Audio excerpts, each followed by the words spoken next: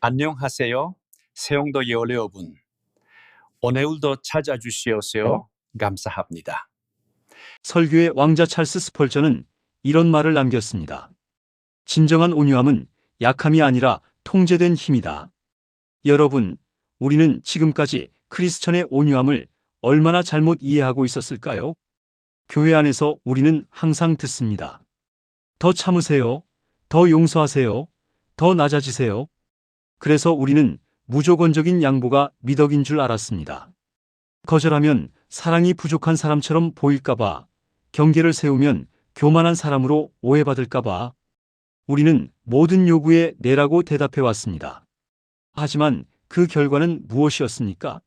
우리의 영혼은 지쳐 쓰러지고 관계는 불균형해졌으며 신앙은 의무감으로 가득 찬 무거운 짐이 되어버렸습니다.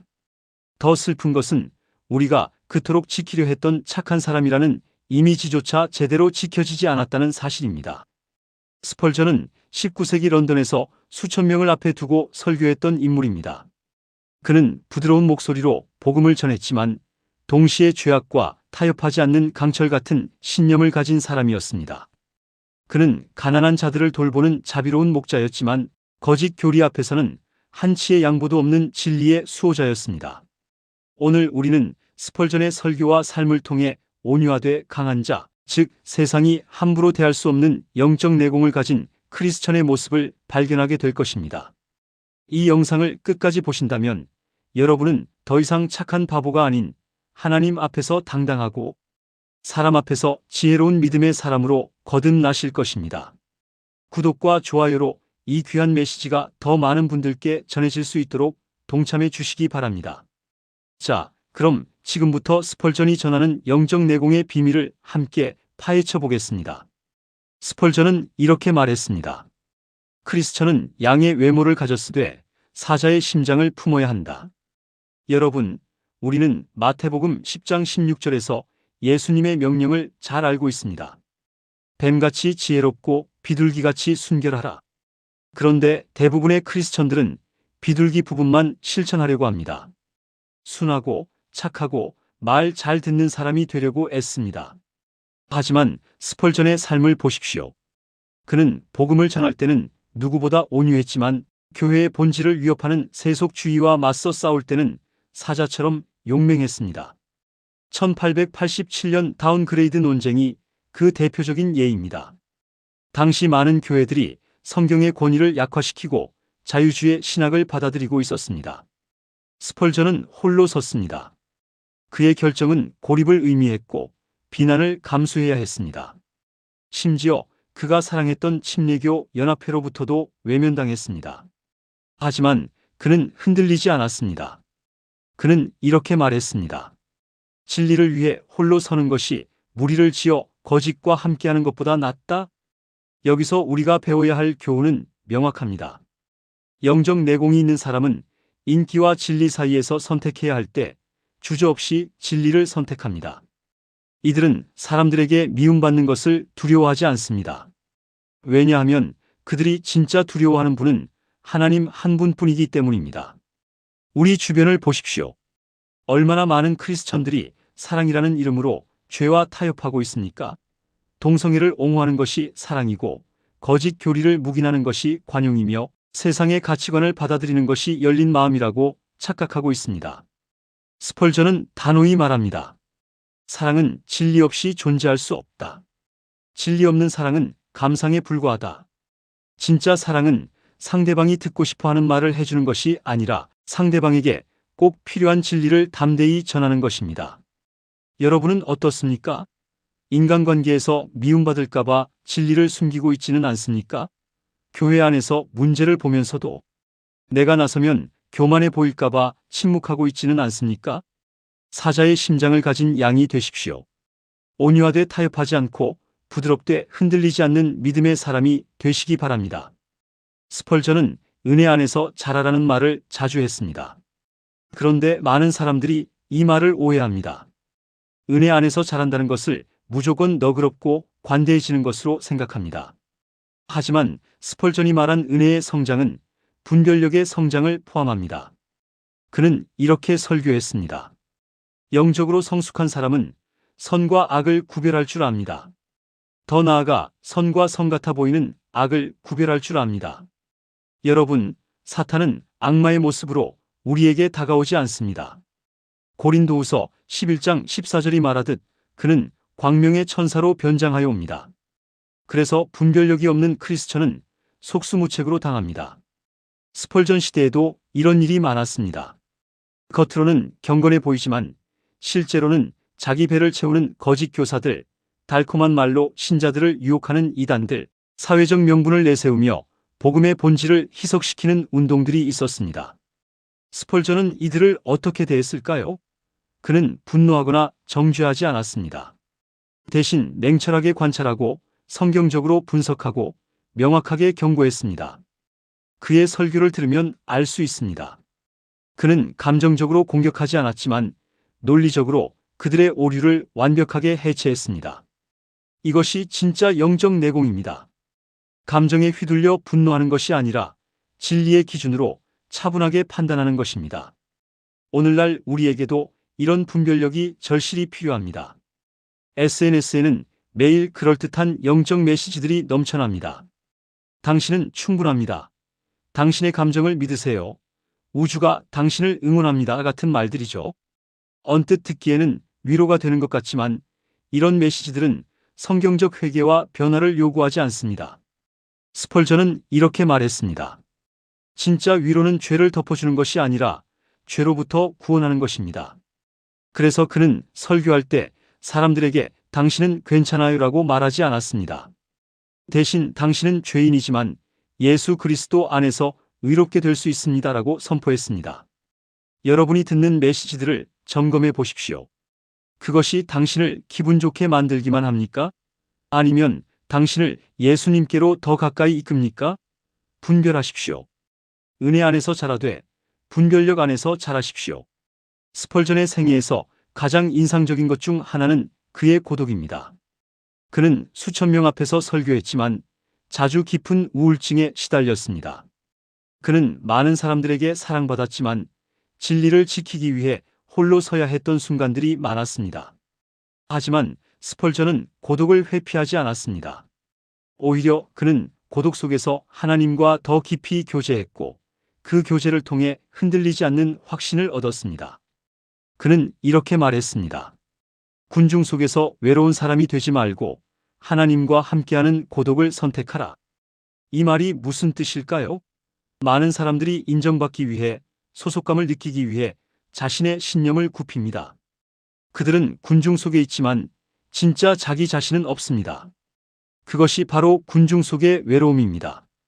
반면 스펄전처럼 하나님과 함께하는 고독을 선택하는 사람은 혼자 있어도 외롭지 않습니다. 왜냐하면 그는 자신의 정체성을 사람의 인정이 아닌 하나님과의 관계에서 찾기 때문입니다. 성경의 위대한 인물들을 보십시오. 모세는 40년간 광야에서 홀로 지냈습니다. 엘리야는 갈멜산에서 850명의 거짓 선지자들과 홀로 맞섰습니다. 바울은 아라비아 광야에서 3년을 보냈습니다. 예수님조차 40일 동안 광야에서 홀로 금식하셨습니다. 고독은 하나님이 당신을 빚으시는 도자기 작업실입니다. 그곳에서 세상의 소음은 사라지고 하나님의 음성만이 분명하게 들립니다. 그곳에서 당신의 진짜 동기가 드러나고 가짜 경건이 벗겨지며 순수한 믿음만이 남게 됩니다. 스펄전은 침례교 연합회에서 탈퇴했을 때 수많은 비난을 받았습니다. 평생을 함께했던 동료 목사들이 그를 떠났습니다. 하지만 그는 자신의 서재에서 무릎 꿇고 기도하며 이렇게 고백했습니다. 주님, 온 세상이 저를 떠나도 주님만 계시면 충분합니다. 이것이 영적 내공입니다. 사람의 박수에 의존하지 않고 사람의 비난에도 무너지지 않는 것입니다. 여러분은 고독을 두려워합니까? 모임에서 빠지면 불안하고 SNS에 좋아요가 적으면 초조하고 누군가의 인정을 받지 못하면 흔들립니까? 그렇다면 당신은 아직 군중 속의 외로움에 갇혀 있는 것입니다. 하나님과 함께하는 고독을 선택하십시오. 그 고독 속에서 당신은 진짜 자유를 발견하게 될 것입니다. 스펄전은 감정 조절에 탁월한 사람이었습니다. 그는 수없이 많은 비난과 조롱을 받았지만 분노로 대응한 적이 거의 없었습니다. 대신 그는 정리를 했습니다. 그는 이렇게 가르쳤습니다. 분노는 자기 자신을 불태우는 불이다. 하지만 정리는 집을 청소하는 빗자루다. 무슨 뜻일까요? 누군가 당신의 선을 넘었을 때, 당신의 본질적 가치를 침해했을 때 두 가지 반응이 가능합니다. 하나는 감정적으로 폭발하는 것이고, 다른 하나는 냉정하게 관계를 정리하는 것입니다. 스펄전은 후자를 선택했습니다. 그는 자신에게 해를 끼치는 사람들에게 욕설을 퍼붓지 않았습니다. 대신 그들과의 관계를 조용히, 그러나 확고하게 정리했습니다. 더 이상 그들에게 시간과 에너지를 쏟지 않았고, 그들의 의견에 반응하지 않았습니다. 이것이 성경적 지혜입니다. 잠언 26장 4절은 이렇게 말합니다. 미련한 자의 어리석은 것을 따라 대답하지 말라. 때로는 대응하지 않는 것이 가장 강력한 대응입니다. 스펄전의 생애에서 한 가지 유명한 일화가 있습니다. 어떤 신문이 그를 신랄하게 비난하는 기사를 실었습니다. 사람들은 스펄전이 어떻게 반응할지 주목했습니다. 하지만 그는 아무 말도 하지 않았습니다. 설교 주제도 바꾸지 않았고 그 신문을 언급하지도 않았습니다. 몇 달 후 누군가 물었습니다. 목사님, 그 기사에 대해 어떻게 생각하십니까? 스펄전은 담담히 대답했습니다. 그런 기사가 있었나요? 기억나지 않습니다. 제가 기억할 가치가 있는 것은 하나님의 말씀뿐입니다. 이것이 진짜 내공입니다. 상처를 주는 사람들에게 감정적으로 휘둘리지 않고 그들을 자기 마음의 중심에서 쫓아내는 것입니다. 오늘날 우리는 어떻습니까? 누군가 우리를 비난하면 밤새 그 생각에 시달립니다. SNS에서 악플 하나 때문에 하루 종일 기분이 망가집니다. 우리는 우리를 아프게 한 사람들에게 너무 많은 고난을 줍니다. 스펄전은 이렇게 말했습니다. 당신의 평화를 훔쳐가는 사람에게 당신의 마음의 열쇠를 주지 마십시오. 분노하지 마십시오. 대신 정리하십시오. 당신을 존중하지 않는 사람들과의 관계를 냉정하게 재평가하십시오. 감정적으로 설명하려 들지 말고 조용히 거리를 두십시오. 그것이 당신의 영혼을 지키는 가장 성숙한 방법입니다. 스펄전은 용서에 관해 이렇게 말했습니다. 용서는 즉각적이어야 하지만 신뢰는 점진적으로 회복되어야 합니다. 많은 크리스천들이 이 둘을 혼동합니다. 누군가 사과하면 즉시 용서할 뿐만 아니라 마치 아무 일도 없었던 것처럼 그 사람을 다시 신뢰해야 한다고 생각합니다. 그래서 같은 사람에게 반복적으로 상처받습니다. 스펄전의 목회 사역을 보십시오. 그는 회개하는 사람을 기쁘게 받아들였습니다. 하지만 리더십 위치에 있던 사람이 도덕적으로 실족했을 때 그를 즉시 원래 자리로 복귀시키지 않았습니다. 용서는 했지만 신뢰는 시간을 두고 테스트했습니다. 이것이 지혜입니다. 성경도 이를 뒷받침합니다. 디모데전서 5장 22절은 아무에게나 경솔히 안수하지 말라고 경고합니다. 갈라디아서 6장 1절은 회복을 말하지만 동시에 너 자신을 살펴보라고 주의를 줍니다. 스펄전은 이렇게 설교했습니다. 용서는 과거의 빚을 탕감하는 것이지 미래의 신용을 보증하는 것이 아닙니다. 정말 명쾌한 구분입니다. 실제로 스펄전은 자신에게 상처를 준 사람들을 원수 갚지 않았습니다. 그들을 위해 기도했고 그들이 어려움에 처하면 도움의 손길을 내밀기도 했습니다. 하지만 그들에게 다시 자신의 삶의 중요한 부분을 맡기지는 않았습니다. 왜 이것이 중요할까요? 왜냐하면 무분별한 신뢰는 상대방에게도 해롭기 때문입니다. 진짜 변화 없이 받는 신뢰는 그 사람을 다시 같은 죄에 빠뜨릴 수 있습니다. 여러분, 요셉을 생각해 보십시오. 그는 형들을 용서했습니다. 통곡하며 그들을 껴안았습니다. 하지만 즉시 그들을 신뢰했나요? 아닙니다. 그는 여러 차례 그들을 시험했습니다. 베냐민을 어떻게 대하는지, 아버지를 어떻게 섬기는지 지켜보았습니다. 그리고 그들이 진짜 변했다는 것이 확인되었을 때 비로소 마음의 문을 완전히 열었습니다. 오늘날 우리에게 필요한 것이 바로 이것입니다. 용서했으면 다 잊고 예전처럼 지내야지라는 죄책감에서 벗어나야 합니다. 용서는 의무이지만 신뢰는 상대방이 보여줘야 할 열매입니다. 스펄전은 말합니다. 사랑은 모든 것을 덮어주지만 지혜는 모든 것을 드러내봅니다. 사랑과 지혜가 함께 작동할 때 우리는 진정으로 건강한 관계를 만들어갈 수 있습니다. 용서하되 분별하십시오. 원수 갚지 말되 무방비 상태로 다시 상처받지도 마십시오.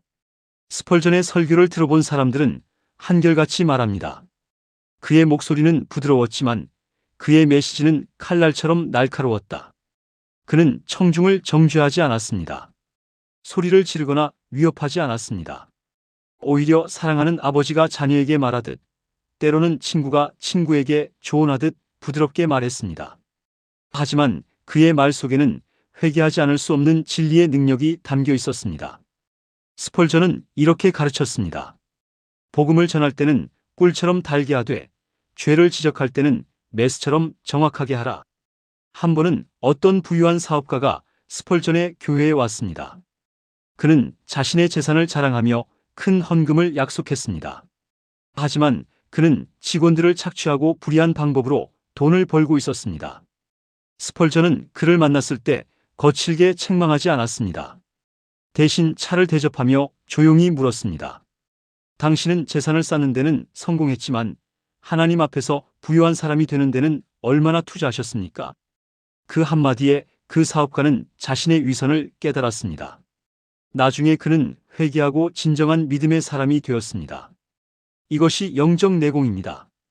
감정적으로 공격하지 않으면서도 진리로 상대의 중심을 관통하는 것입니다.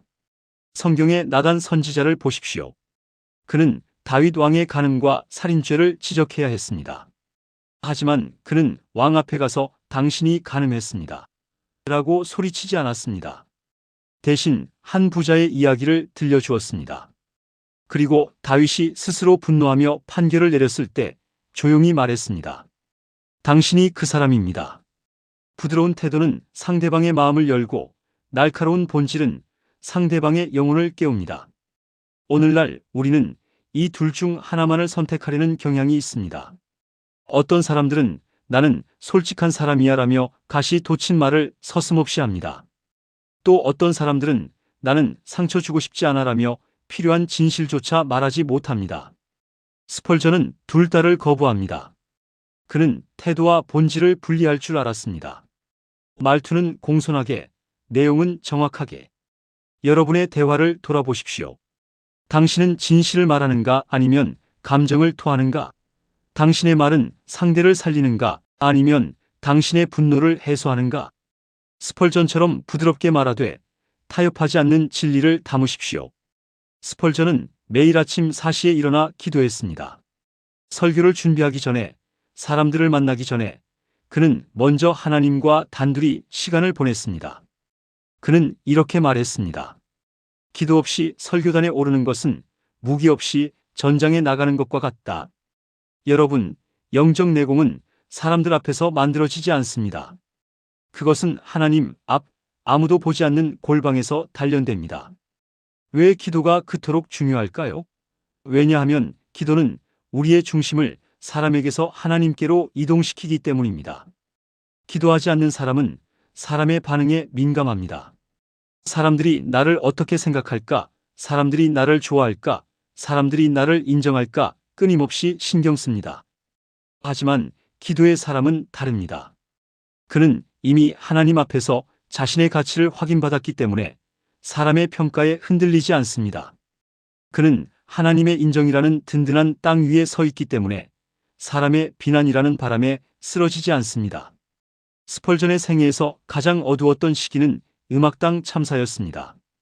1856년 그가 설교하던 중 누군가 불이야? 라고 외쳤고 패닉 상태에 빠진 청중들이 서로를 짓밟으며 도망가다 7명이 죽고 수십 명이 다쳤습니다. 스펄전은 엄청난 죄책감과 우울증에 빠졌습니다. 그때 그를 일으킨 것이 바로 기도였습니다. 그는 몇 주 동안 골방에서 하나님과 씨름했습니다. 울며 부르짖었고 답답함을 토했고 하나님의 음성을 간절히 구했습니다. 그리고 그 골방에서 그는 다시 일어설 힘을 얻었습니다. 기도는 우리의 감정을 하나님께 쏟아내는 배수구입니다. 우리가 사람들에게 분노를 표출하기 전에 기도의 골방에서 하나님께 그 분노를 토해내면 우리는 사람들 앞에서 침착할 수 있습니다. 스펄전은 이렇게 가르쳤습니다. 사람에게 말하고 싶은 것의 절반은 하나님께 먼저 말하라. 그러면 나머지 절반은 말할 필요가 없어진다. 오늘날 우리는 너무 쉽게 사람들에게 감정을 쏟아냅니다. SNS에 분노를 토하고 친구들에게 불평을 늘어놓고 가족들에게 짜증을 냅니다. 하지만 그럴수록 우리의 마음은 더 공허해집니다. 기도의 골방으로 가십시오. 그곳에서 당신의 모든 것을 하나님께 쏟으십시오. 당신의 분노도, 불안도, 상처도, 외로움도 다 털어놓으십시오. 그러면 당신은 사람들 앞에서 구걸하지 않게 될 것입니다. 당신은 이미 하나님께 채워졌기 때문입니다. 스펄전처럼 기도의 사람이 되십시오. 그것이 세상을 압도하는 영적 내공의 비밀입니다. 스펄전의 마지막 설교는 1891년 6월 7일이었습니다. 그는 이미 병들어 있었고 고통 가운데 있었습니다. 하지만 그의 마지막 메시지는 놀랍도록 담대했습니다. 그는 이렇게 외쳤습니다. 나는 죽음을 두려워하지 않습니다. 왜냐하면 나는 누구를 믿는지 알기 때문입니다. 영적 내공이 깊은 사람의 마지막 특징은 바로 영혼을 바라보는 눈입니다. 이들은 현재의 고난과 영광을 영혼의 관점에서 평가합니다. 스펄전은 이렇게 말했습니다. 현재의 시련을 영혼의 무게 앞에 놓고 보라. 그러면 그것이 얼마나 가벼운지 깨닫게 될 것이다. 바울도 고린도후서 4장 17절에서 같은 말을 했습니다. 우리가 잠시 받는 환난에 경한 것이 지극히 크고 영원한 영광에 중한 것을 우리에게 이루게 함이라. 영혼을 보는 사람은 현재에 집착하지 않습니다. 누군가 자신을 모욕해도 영혼 앞에서 이것이 무슨 의미가 있는가? 라고 생각합니다. 누군가 자신을 배신해도 심판날에 모든 것이 드러날 것이라고 믿습니다. 스펄전의 생애를 보면 그는 세상적으로 엄청난 성공을 거두었습니다. 그의 설교집은 베스트셀러였고 그의 교회는 유럽 최대 규모였습니다. 하지만 그는 결코 그것에 취하지 않았습니다. 왜냐하면 그는 언제나 영혼을 보고 있었기 때문입니다. 그는 이렇게 설교했습니다. 천국에서 보면 이 땅에서의 모든 영광은 한낱 그림자에 불과합니다. 그러니 그림자를 붙잡으려고 실체를 놓치지 마십시오. 이 관점이 그를 교만하지 않게 만들었습니다. 수천 명이 자신을 추앙할 때도 그는 나는 단지 하나님의 도구일 뿐이라고 고백했습니다. 또한 이 관점이 그를 비난에 흔들리지 않게 만들었습니다. 수많은 사람들이 자신을 공격할 때도 그는 하나님이 나를 알고 계신다며 평안을 잃지 않았습니다. 오늘날 우리에게 가장 필요한 것이 바로 이 영혼의 관점입니다. 우리는 너무 현재에 갇혀 살고 있습니다. 오늘 나를 무시한 사람 때문에 밤새 잠을 못 자고 오늘 받은 칭찬 때문에 우쭐대며 오늘 일어난 일에 일희일비합니다. 하지만 영혼의 관점에서 보면 어떻습니까? 100년 후, 1000년 후, 그리고 영혼 앞에서 오늘의 이 일들이 과연 얼마나 중요할까요? 스펄전은 임종 직전 이렇게 말했습니다. 내가 이 땅에서 겪은 모든 고난은 천국에서의 첫 5분이면 다 잊혀질 것입니다. 여러분, 영혼을 바라보십시오. 그러면 오늘의 상처가 가벼워질 것입니다. 영혼을 바라보십시오. 그러면 오늘의 영광에 교만해지지 않을 것입니다. 영혼을 바라보십시오. 그것이 진정한 영적 내공의 완성입니다. 사랑하는 여러분, 오늘 우리는 스펄전의 삶과 가르침을 통해 진정한 영적 내공이 무엇인지 배웠습니다.